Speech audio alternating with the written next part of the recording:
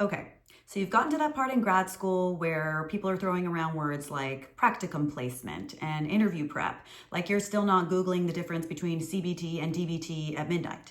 But guess what? I just went through the practicum interview process, and I'm here to tell you what it's actually like. What went well, what threw me off, and that you don't actually have to pretend to be a therapist who has it all figured out, because nobody does. Let's get into it.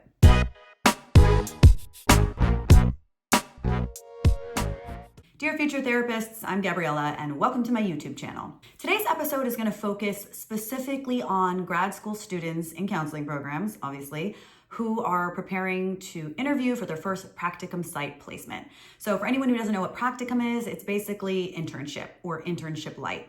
It's the first phase of the internship process where counselors in training are expected to get out into the real world and get some actual clinical training with real human beings, as opposed to in-class role plays or AI. Yes, we practice therapy with AI.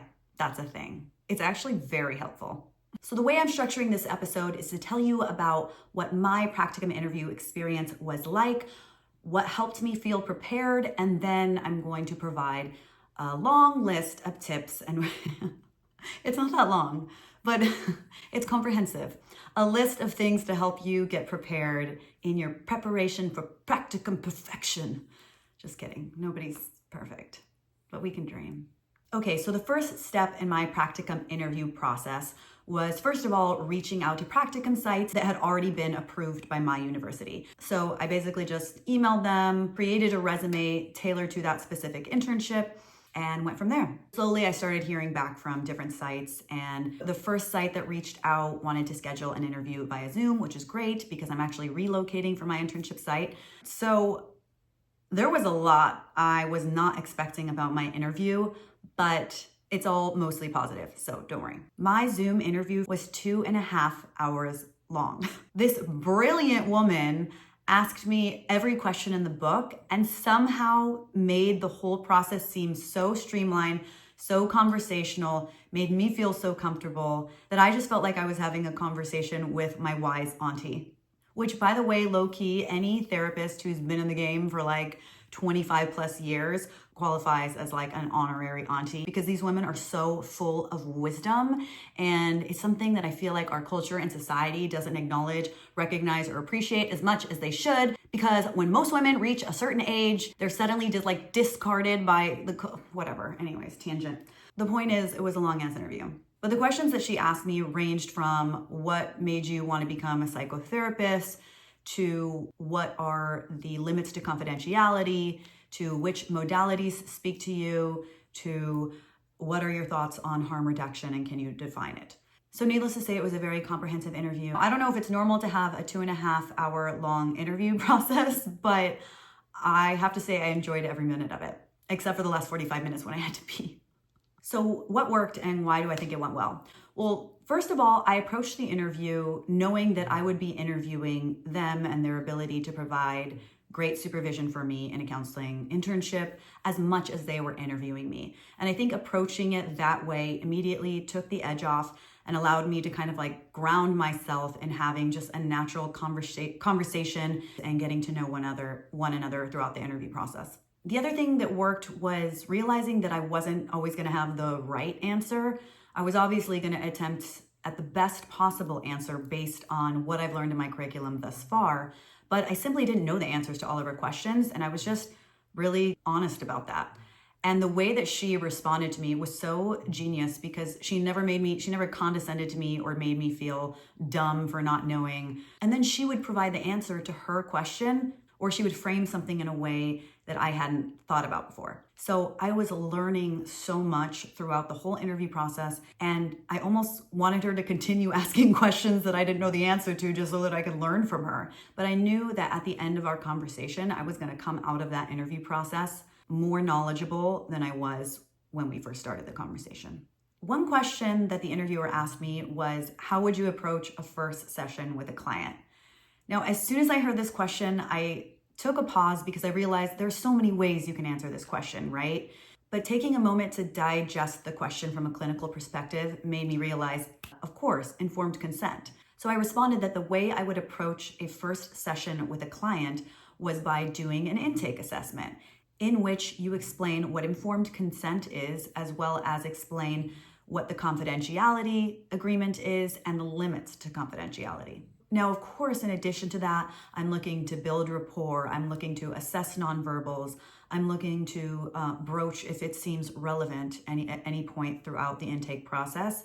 And I'm also looking to conduct that intake process organically. In other words, not grill the client or make them feel uncomfortable, but allow the questions to flow naturally while still maintaining a conversational tone and developing rapport with the client. Now, of course, I didn't have to say all that, but it opened up a can of worms for me to answer this question from the clinical perspective and also show what my personal style is in approaching an intake session and a first session in general. A couple other more clinically based questions were, of course, what are the limits to confidentiality and list them? How do you assess an individual for suicidal ideation? And there was definitely a question around how I manage stressors at home and professionally. Throughout the interview process, there was nothing particularly surprising. Having a basic understanding of counseling theory, of ethics, of basic counseling skills is all they were really expecting me to know. And I have to say it's a testament to my program that I felt fully prepared to answer almost every single question. And again, when I didn't know the answer, the interviewer would tell me what the answer was. And in that moment, in real time, the interview could see how I received feedback, which is the whole point of practicums. So being able to demonstrate that in real time, chef's kiss. Another thing I felt worked in my favor was just my overall curiosity and passion for wanting to learn everything psychotherapy related, and also wanting to get a sense that the supervision that this particular site was providing was going to be a good fit for me. And by the end of that 2.5 hours, I felt like the interviewer and I left no stone unturned. She either loved me or hated me at that point.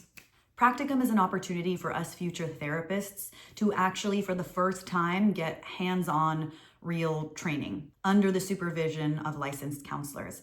This is our opportunity to figure out if clinical work is really where our passion lies, if this is the type of work we see ourselves doing, and also to explore different populations, different modalities, and get so many of our questions answered that we just aren't able to do in a classroom setting.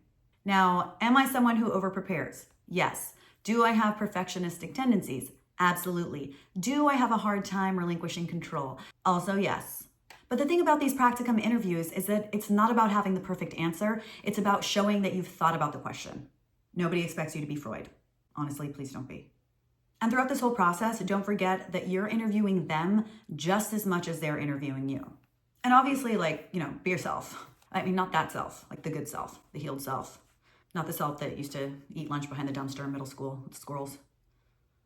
Okay, so Gabby, cut to the chase. How do we prepare for these interviews? Well, first thing you're going to want to think about before going into an interview is what the values, culture of the site are. Most of these sites have websites where you can do some kind of research on their mission statement or find out about the modality they use and really get to know the organization from the inside out. If it is a community mental health organization, could be a group practice or even a hospital. The next thing is, in your interview, you definitely want to ask direct questions about what the supervision style is of the location.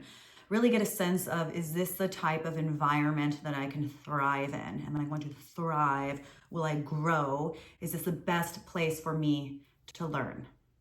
Brush up on things like confidentiality, what the limits are, informed consent, doing an intake, and everything that goes into that first session. Be ready to demonstrate self-awareness. If there's anything that matters in a potential trainee or supervisee, it's that you are self-aware. You know where your areas of strength are, you know what your weaknesses are, you know where you have room to grow. Be prepared to talk about boundaries. In my family, we didn't have them growing up.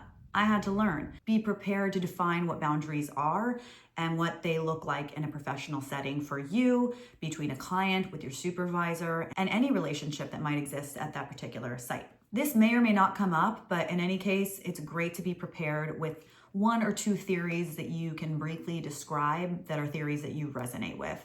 Because even if it doesn't come up, it shows that you've done the work of exploring who you want to be as a counselor and how you see yourself working and treating clients in your future practice.